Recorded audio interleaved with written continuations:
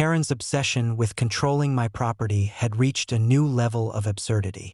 She called 911 after I put my ranch up for auction, convinced that she could manipulate events to her advantage. What she didn't realize was that by the time she dialed, I had already legally evicted her entire HOA from the neighborhood. Titan and Max were stationed at the main gates, alert and taut, while the rest of my K-9 squad patrolled silently, blending into the landscape, ready to intercept any intrusion. Early in the morning, Karen's SUV roared down the driveway, her hands flailing with papers as she stormed out, shouting, "You can't auction this. This is HOA property." I stepped onto the porch calmly, Titan and Max flanking me, muscles coiled, eyes locked on her every movement.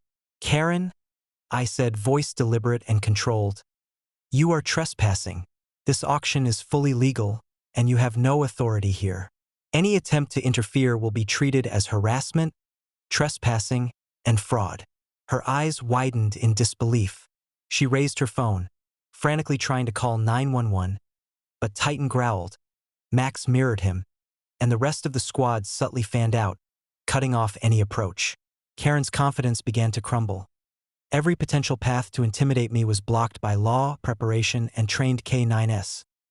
Minutes later, law enforcement arrived, not because of her call, but because I had preemptively notified them of potential trespassing and harassment. Officers surveyed the property. The auction in progress, the legal documentation proving ownership, and the K-9 squad in perfect formation.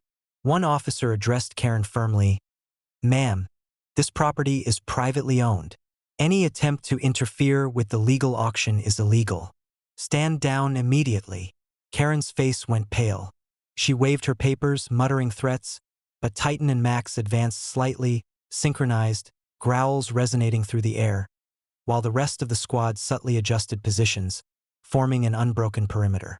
Her bravado dissolved as she realized that her threats held no power.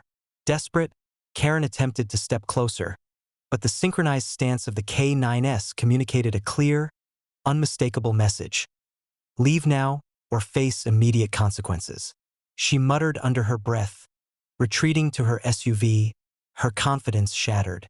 Officers ensured she could not return or harass anyone involved in the auction. By mid-morning, the auction proceeded without interruption.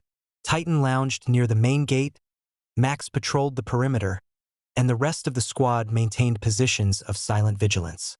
The neighborhood watched in awe as every step of the property transfer was carried out flawlessly, with no interference from HOA Karen or her minions. Karen's failed attempt became legendary. Her call to 911 had been completely irrelevant. Her influence nullified by preparation, legal authority, and the loyalty of trained K-9s.